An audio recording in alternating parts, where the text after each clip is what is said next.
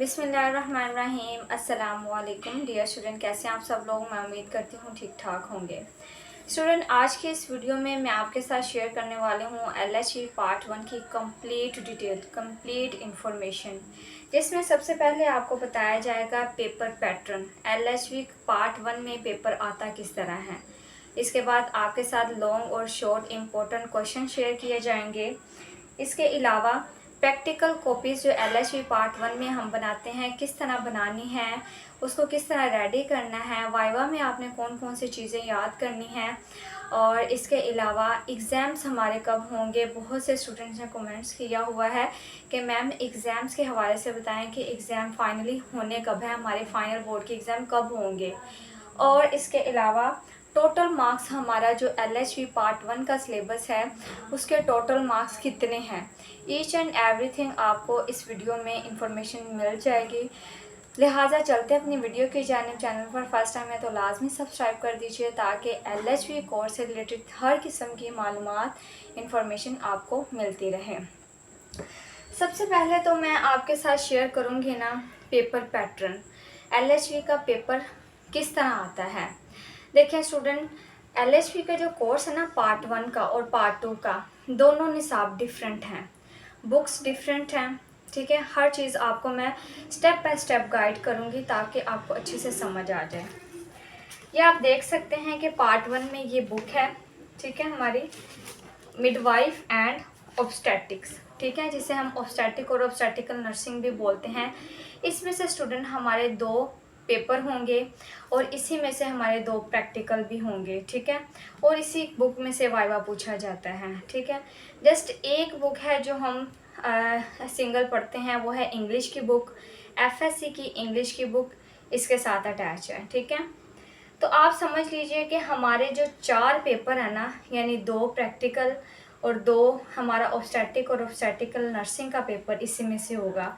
4 papers की हमने तैयारी जो है ना, 400 नंबर का पेपर हमारी इस बुक में से आएगा।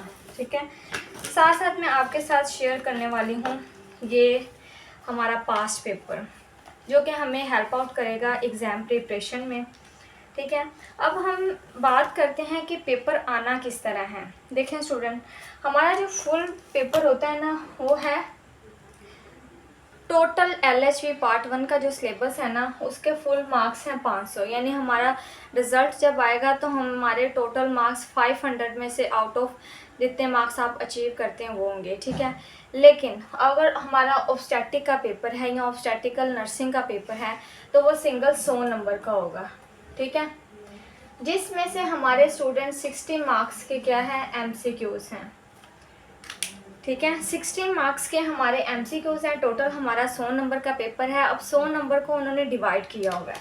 16 मार्क्स यानी ज़्यादातर जो पोर्शन है ना वो हमारा MCQs का है, और 40 मार्क्स से हमारे जो है ना वो आंसर क्वेश्चन है। ठीक है, इसमें लॉन्ग क्वेश्चन भी शामिल है और शॉर्ट भी शामिल है।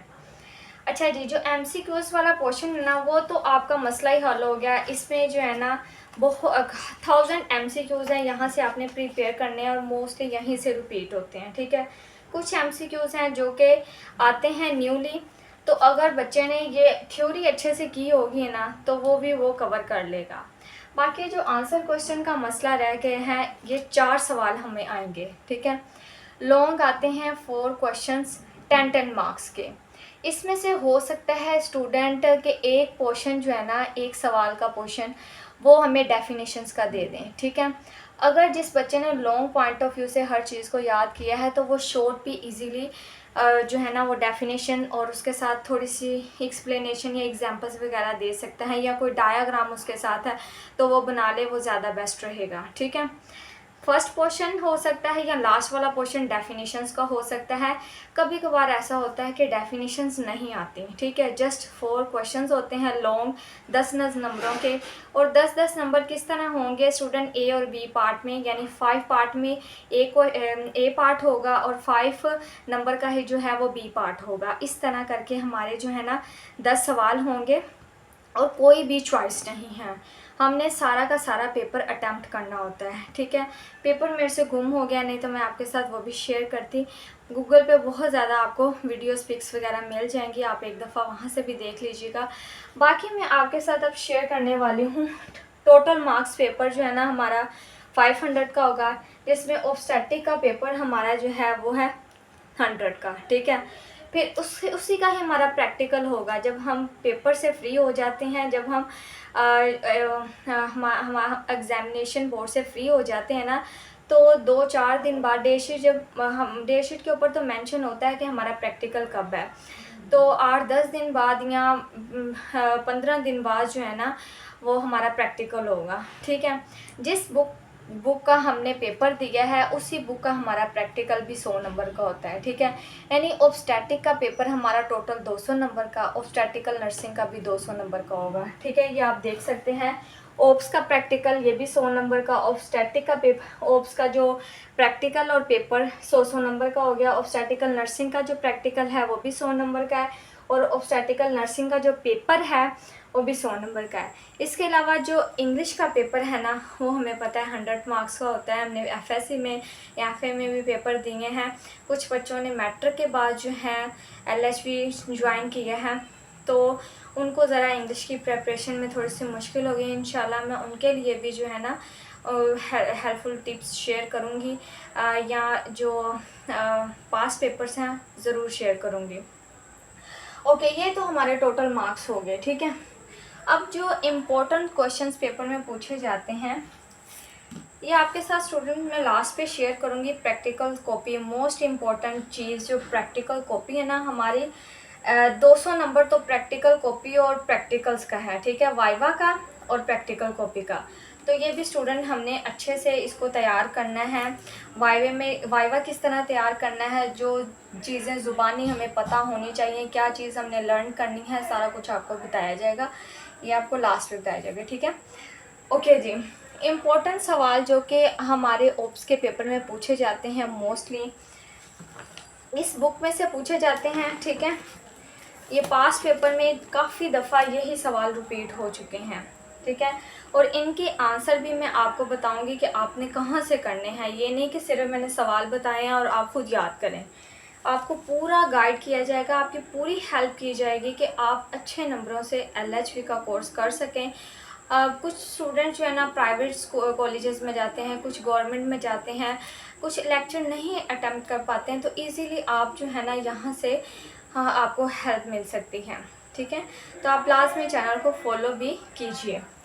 सबसे पहला तो सवाल जो मोस्ट इम्पॉर्टेंट है, नॉर्मल लेबर। ये स्टूडेंट आपने मस्ट याद करना है, किसी सूरत भी नहीं भूलना, ठीक है। अगर ये सवाल आपको लॉन्ग और शॉर्ट पॉइंट ऑफ व्यू से नहीं आता तो हो सकता है कि मैडम आपको वाइवे में पूछ रहे कि नॉर्मल लेबर कहते किसको हैं। नॉर्मल लेबर बेसिकली जो है ना, आपको मैं थोड़ा सा उर्दू में बता दूं, एक नेचुरल प्रोसेस है जिसके ज़रिए वजाइनल बर्थ जो है ना बेबी लेता है। यानी कुदरती तौर पे दर्दें लगती हैं, पहले फास्ट पेन होती हैं, फिर ट्रू पेन्स होती हैं, बहुत से इसमें स्टेजेस इसके अलावा मैकेनिज़्म आता है लेबर का। तो इसके बाद जो है ना ये नॉर्मल लेबर, इसको हमने क्लैरिफाई पूरा का पूरा जो है ना अच्छे तरीके से इसको याद करना है, ठीक है। लास्ट में मैं आपको इनके आंसर भी बताऊंगी कि आपने ये कहाँ से करने हैं, कंप्लीट आपको पेज नंबर तक बताया जाएगा, ठीक है। दूसरा सवाल स्टूडेंट मोस्ट इम्पॉर्टेंट है, प्लेसेंटा। प्लेसेंटा वो ऑर्गन है जहाँ जो है कि प्रेगनेंसी में डेवलप होता है, ठीक है। प्रेगनेंसी में इसलिए डेवलप होता है क्योंकि जब प्लेसेंटा इम्प्लांट होता है ना, ठीक है, तो उसके साथ अम्बिलिकल कॉर्ड अटैच है और वहाँ से जो है फीटस को नरिशमेंट, ऑक्सीजन, हर चीज़ मिल रही होती है, ठीक है। तो प्लेसेंटा के फंक्शंस और एबनॉर्मेलिटीज़, ठीक है। एबनॉर्मेलिटीज़ यानी प्लेसेंटा में ख़राबियाँ भी होती हैं। बाज़ आपने सुना होगा कि प्लेसेंटा लो लाइंग होता है, यानी ओस के ऊपर प्लेसेंटा आया हुआ होता है, तो उनका सिजेरियन सेक्शन करना पड़ता है। ये छोटी छोटी बारीकियाँ जो है ना, छोटी छोटी चीज़ें आपको बहुत ही क्लिनिकल पॉइंट ऑफ व्यू से हेल्प आउट करेंगी। और अगर आप मेरी वीडियो अच्छे तरीके से वॉच करते हैं ना, तो आपको इंशाल्लाह एग्ज़ाम तक, वाइवे तक, प्रैक्टिकल तक ये चीज़ें बहुत काम आएंगी, ठीक है। प्लेसेंटा आपने मस्ट याद करना है, ठीक है। ये एक ऑर्गन है जो जस्ट प्रेगनेंसी में ही डेवलप होता है। उसके बाद हम इसको जैसे ही बच्चा डिलीवर होता है साथ ही हम प्लेसेंटा को भी डिलीवर करते हैं, ठीक है। तीसरा इम्पोर्टेंट सवाल है फर्टिलाइजेशन, ठीक है। फर्टिलाइजेशन फर्स्ट प्रोसेस है जिसके ज़रिए जो है ना, जब मेल और फीमेल कॉपुलेशन करते हैं, एग और स्पर्म मिलते हैं, फर्टिलाइजेशन के ज़रिए एम्ब्रियो बनता है, फीटस बनता है, ठीक है। तो ये फर्स्ट प्रोसेस है। चौथा सवाल है student reproductive system. Reproductive system most important है गायनी में, मिडवाइफरी में, ठीक है, ऑब्स में, ऑब्स्टेट्रिकल नर्सिंग में, कि रिप्रोडक्टिव सिस्टम कहते किसको हैं। रिप्रोडक्टिव सिस्टम निज़ाम तौलीदी मीन्स वो निज़ाम जिसके ज़रिए रिप्रोडक्शन होती है, नस्ल बढ़ती है, ठीक है। मेल और फीमेल रिप्रोडक्टिव सिस्टम, मेल का इतना नहीं पूछा जाता लेकिन हमें पता होना चाहिए कि मेल रिप्रोडक्टिव सिस्टम में कौन कौन सी चीज़ें शामिल हैं और किस तरह वो जो है फर्टिलाइजेशन में हेल्प आउट करता है, क्या प्रोसेस होता है। फीमेल रिप्रोडक्टिव सिस्टम में हमें यूट्रस का, ओवरीज का, फ्लोपियन ट्यूब का, ठीक है, इसके अलावा वजाइना का और सर्विक्स, हर चीज़ का, external genitalia, internal genitalia detail में पता होना चाहिए, ठीक है। फिर आ जाता है पांचवा सवाल हमारा, aim and objectives of LHV। LHV के एम्स और ऑब्जेक्टिव्स क्या हैं, मोस्ट इम्पोर्टेंट क्वेश्चंस हैं, ठीक है। इसके अलावा स्टूडेंट छठा सवाल है ब्रेस्ट फीडिंग। ये सारे सवाल आप खुद सोचें कि जब हम क्लिनिक पे बैठेंगे ना तो हमारे नॉलेज में ये चीज़ें होंगी तो हम आगे से पेशेंट को गाइड कर पाएंगे कि आपने ब्रेस्ट फीडिंग किस तरह करवानी है, ब्रेस्ट फीडिंग के क्या फ़ायदे हैं, ठीक है। ये सारी चीज़ें जो है ना आपको पता होनी चाहिए, बहुत ज़रूरी है। ओके, सातवां इम्पोर्टेंट सवाल है मेंस्ट्रुअल साइकिल। मेंस्ट्रुअल साइकिल भी हमारी जो है प्रेगनेंसी से पहले तक जो है रिलेट करता है। जैसे प्रेगनेंसी हो गई, मेंसेस स्टॉप हो जाते हैं, कैसे स्टॉप होते हैं, क्या प्रोसेस होता है, किस तरह ये सारा मैकेनिज़्म चलता है, ठीक है। मेंस्ट्रुअल साइकिल आपने कंप्लीट इसकी स्टेजेस याद करनी है, ठीक है। फिर आ जाते हैं embryo and its development. Okay, fertilisation हो गई है, ठीक है। उसके बाद 8 वीक में एम्ब्रियो बन गया। अब उसने किस तरह डेवलप आगे करना है, ये पूरा लॉन्ग क्वेश्चन इसी चैनल के ऊपर आपको मिलेगा। ये सारे सवालों के जवाब इसी चैनल पे मिल जाएंगे आपको अगर आप सर्च करेंगे और चैनल का नाम लिखेंगे। फॉर एग्ज़ाम्पल आपने नॉर्मल लेबर या प्लेसेंटा वाला क्वेश्चन याद करना है तो आप प्लेसेंटा जस्ट सर्च करें, ठीक है, और आगे आप लिखें बाय LHV इन्फो, ठीक है। या आप चैनल का नाम साथ सर्च करें, आपको फर्स्ट वीडियो मिल जाएगी इंशाल्लाह, ठीक है। 9वां सवाल है student antenatal care of the women. Women की एंटीनेटल केयर, उसके एम और ऑब्जेक्टिव बहुत ज़रूरी हैं। लॉन्ग क्वेश्चन है, ठीक है। एंटीनेटल केयर ड्यूरिंग प्रेगनेंसी, जो केयर हम वुमेन को प्रोवाइड करते हैं 9 मंथ जो 3 ट्राइमेस्टर में कन्वर्ट किया गया है, डिवाइड किया गया है, उसमें हम वुमेन को जो केयर प्रोवाइड करते हैं उसको हम एंटीनेटल केयर बोलते हैं, ठीक है। इसके बाद आ जाता है 10th most important question viva point of view से और आपके exam practical point of view से है, वो है फीटल स्कल। फीटल का स्कल, उसके पार्ट्स, ठीक है, उसके कितने फॉन्टानेले हैं और ये सारा डिटेल में क्वेश्चंस जो हैं आपको यूट्यूब के ऊपर मेरे ही चैनल के ऊपर मिल जाएगा डिटेल में। अगर मैं ये सारे सवाल आपको बताने लगूंगी तो वीडियो बहुत लंबी हो जाएगी, ठीक है। तो आप लिहाजा नोट्स बनाइए एक एक सवाल के, ठीक है, और 10 नंबरों के ये हमारे सवाल हैं, तो आपने उस हिसाब से करने हैं जिससे आपको 10 नंबर मिल जाएं, ठीक है। तो मैं उम्मीद करती हूँ कि वीडियो की आपको अच्छे से समझ आ चुकी है। बाकी ये जो हमारा प्रैक्टिकल है ना, इसमें ये कॉपी आप देख सकते हैं, ये आपको ख़रीदनी होगी या कॉलेज वाले आपको देंगे, ठीक है। कवर हमने खुद किया था, ग्रीन कवर, सिंपल सा, कोई डेकोरेशन करने की ज़रूरत नहीं है। वेल प्रेजेंट होके आपने जाना है नीट एंड क्लीन यूनिफॉर्म में, ठीक है, क्योंकि उसके भी आपको मार्क्स मिलेंगे। और इसके अलावा कोई ज्वेलरी वगैरह कोई भी फैशन करने की ज़रूरत नहीं है, सिंपल स्टूडेंट बन के जाना है, ठीक है। ये ऊपर वाइट कलर के पेज के ऊपर आपने कॉलेज का नाम, अपना नाम, क्लास का नाम मेंशन करना है सिंपली। उसके बाद स्टूडेंट जो मेन चीज़ है ना, ये किसी दिन मैं आपके साथ कंप्लीट वीडियो भी शेयर करूँगी कि आपने प्रैक्टिकल बनाना किस तरह है। इसमें फ़र्स्ट प्रैक्टिकल मैं आपको बता दूँ, ऑब्स्टेटिकल रिकॉर्ड है, ठीक है। दूसरी है ऑब्स्टेटिकल हिस्ट्री, मोस्ट इम्पोर्टेंट चीज़। इसमें आ जाता है एंटीनेटल रिकॉर्ड, ठीक है। इसके बाद एंटीनेटल रिकॉर्ड काउंट, ठीक है। लेबर रिकॉर्ड, लेबर रिकॉर्ड के बाद स्टूडेंट हमने daily record of the infant यानी बच्चे का डेली रिकॉर्ड लिखना है। Post natal record of the mother यानी बच्चे की डिलीवरी के बाद जो पोस्ट नेटल रिकॉर्ड है वो लिखना है, ठीक है। Post natal report of the discharge, जब मदर को डिस्चार्ज करना है हॉस्पिटल से या क्लिनिक से तो वो रिकॉर्ड मेंशन करना है। फिर daily chart of the mother, ये भी हमने मेंशन करना है। ये एक प्रैक्टिकल जो है ना, ठीक है, ये एक केस ये तकरीबन 3 से 4 पेजेस का है। और अगर आप नॉर्मल लेबर को अच्छे तरीके से याद कर लेते हैं ना तो ये कोई भी मुश्किल चीज़ नहीं है।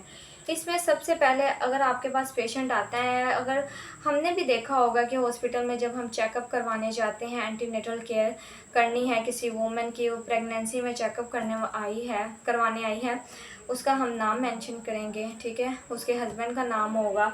उसके बाद हम जो है उसकी एज पूछेंगे, ठीक है। उसका रिलीजन इस्लाम, ठीक है। फिर उसकी मोस्ट इम्पॉर्टेंट चीज़ जो वाइवे में पूछी जाती है, जो मेरे से भी पूछी गई थी, वो है LMP कि आया कि आपको लास्ट मेंसेस डेट आपकी कब थी, कब आपको लास्ट मेंसेस आए हैं, ठीक है। LMP से ही हम जो है EDD को फाइंड आउट करेंगे, ठीक है। फिर इसके बाद एड्रेस वगैरह उसका यानी पेशेंट कहाँ से आई है, ठीक है। डेट ऑफ एडमिशन उसकी मेंशन करेंगे, आपने उसको एडमिट किस दिन किया है, ठीक है। फिर इसके बाद आ जाता है पर्सनल हिस्ट्री। पर्सनल हिस्ट्री में स्टूडेंट उसको हम पूछेंगे कोई आपको एलर्जी वगैरह तो नहीं है, ठीक है। डायबिटीज़ शुगर वगैरह तो नहीं है, हाइपरटेंशन तो नहीं है, ब्रैकेट्स तो नहीं है, खून की कमी तो नहीं है, हार्ट डिजीज़ तो नहीं है कोई, ठीक है।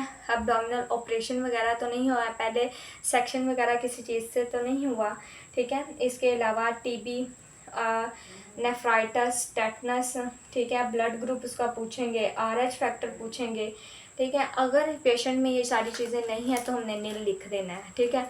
और अगर है तो हमने पॉजिटिव लिख देना है, ठीक है। फिर उसके बाद आ जाता है ऑब्स्टेटिकल हिस्ट्री।